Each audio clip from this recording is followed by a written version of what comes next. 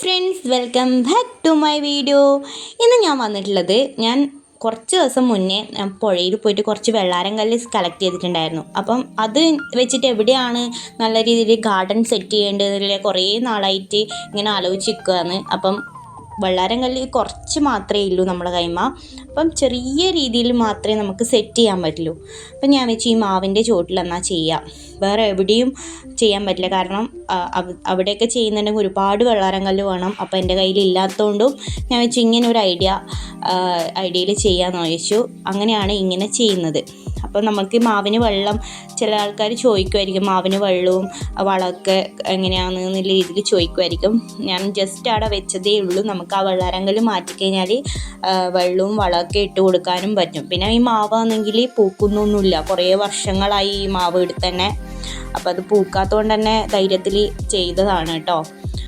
പിന്നെ അത് ചെയ്ത് കഴിഞ്ഞിട്ടൊരു ചെടിച്ചട്ടിയിൽ നിറഞ്ഞു നിൽക്കുന്ന ഈ ഒരു പ്ലാന്റ്, ഇതിൻ്റെ പേരൊന്നും എനിക്ക് കറക്റ്റ് അറിയില്ല. സ്നേക്ക് പ്ലാന്റിൻ്റെ ചെറിയൊരു ഇതാണ്, ഇൻഡോർ പ്ലാന്റ് ആണെന്ന് തോന്നിയത്. ഇതെനിക്ക് മൃദുല തന്നതാണ്. അതിൽ തന്നെ ഇങ്ങനെ തിങ്ങി നിൽക്കുന്നുണ്ടായിരുന്നു. കുറേ ദിവസമായി വിചാരിക്കുന്നു ഇതൊന്ന് മാറ്റി നടന്ന്. അപ്പം ഇന്ന് ഒരു പണി ചെയ്തു തരാമെന്ന് ഇതിനൊരു മുഹൂർത്തമായതെന്ന് തോന്നുന്നു. അപ്പം ഞാൻ വെച്ച് ഇതും കൂടെ ഒന്ന് മാറ്റി നട്ടേക്കാം. പിന്നെ വെള്ളാരങ്കല്ല് വെച്ച സമയത്ത് വേറൊരു മൈൻഡിലൊരു ഐഡിയ വന്നു. അപ്പം ഈ ഒരു ചട്ടികളിലേക്ക് ഈ ഒരു പ്ലാന്റ് മാറ്റിയിട്ട് നമ്മൾക്ക് ചുറ്റും ഇങ്ങനെ റൗണ്ടായിട്ട് വെക്കാം എന്നൊക്കെ പ്ലാനിങ്ങിൽ ഇതൊക്കെ വേറെ വേറെ ചട്ടികളിലേക്ക് മാറ്റി നട്ടു. ആ ഒരു ചെടിക്കൊക്കെ ഒരു ഉണർവ് ഉണ്ടാക്കി. കാരണം ഇങ്ങനെ തിങ്ങി നിന്നിട്ട് അതിൻ്റെ ലീഫൊക്കെ മോശമായി പോയിട്ടുണ്ടായിരുന്നു, കണ്ടില്ലേ? ഇങ്ങനെ ഉണങ്ങി ചുരുങ്ങി അതിന് വികസിക്കാൻ സ്ഥലമില്ലാത്ത രീതിയിലായിട്ടുണ്ടായിരുന്നു ആ ചെടി. പാവം ചെടിക്ക് ഇപ്പം അതിനൊരു ജീവൻ കിട്ടിയിട്ടുണ്ടാവും. അപ്പം അതൊക്കെ ഒന്ന് മാറ്റി നട്ടിട്ടുണ്ടായിരുന്നു.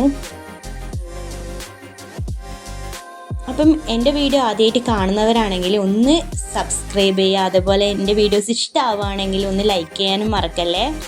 കണ്ടില്ല, ഭയങ്കര കട്ടിക്ക് അങ്ങനെ പിടിച്ചിട്ടാണ് ഉണ്ടായത്. കുറച്ച് നനവെല്ലാം കൊടുത്തിട്ടാണ് പിന്നെ ഞാനത് പറിച്ചെടുക്കുന്നത്. വരുന്നേ ഉണ്ടായിട്ട് എല്ലാം കൂടെ തിങ്ങി നിൽക്കുന്നതുകൊണ്ട് അത് അതിൽ നിന്ന് വരുന്നേ ഉണ്ടായിരുന്നില്ല.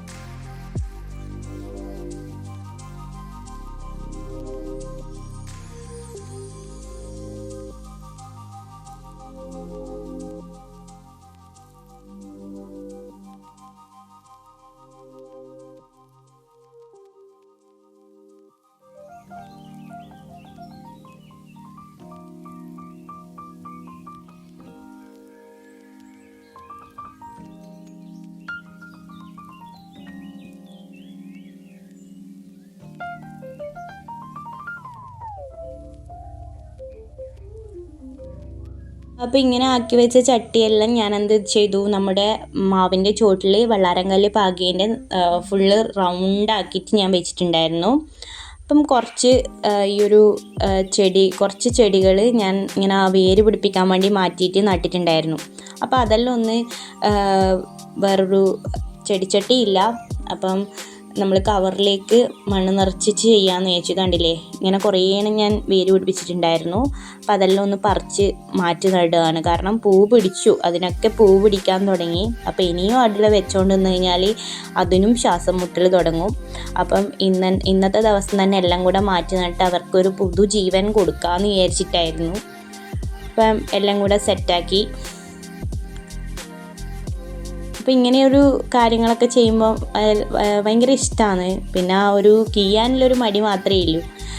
പിന്നെ പിള്ളേർ കാര്യങ്ങളൊക്കെ വെക്കേഷനും കാര്യങ്ങളിലായതുകൊണ്ട് ഒന്നിനൊന്നും സമയവും ഇല്ല എന്തായാലും. ഇന്ന് പിന്നെ മിന്നു കൂടി ഇല്ലാത്തതുകൊണ്ട് കുറച്ച് കാര്യങ്ങളൊക്കെ ചെയ്യാൻ പറ്റി. മിന്നും ഏട്ടനും കൂടെ പുറത്തേക്ക് കറങ്ങാൻ പോയിട്ടാണ് ഉണ്ടായിരുന്നത്. നമുക്ക് ഫുൾ ഇപ്പോൾ 2-3 ദിവസമായിട്ട് കറക്കം തന്നെ ആയതുകൊണ്ട് പിന്നെ ഞാനും പൊന്നും പോയിട്ടുണ്ടായിട്ടില്ല.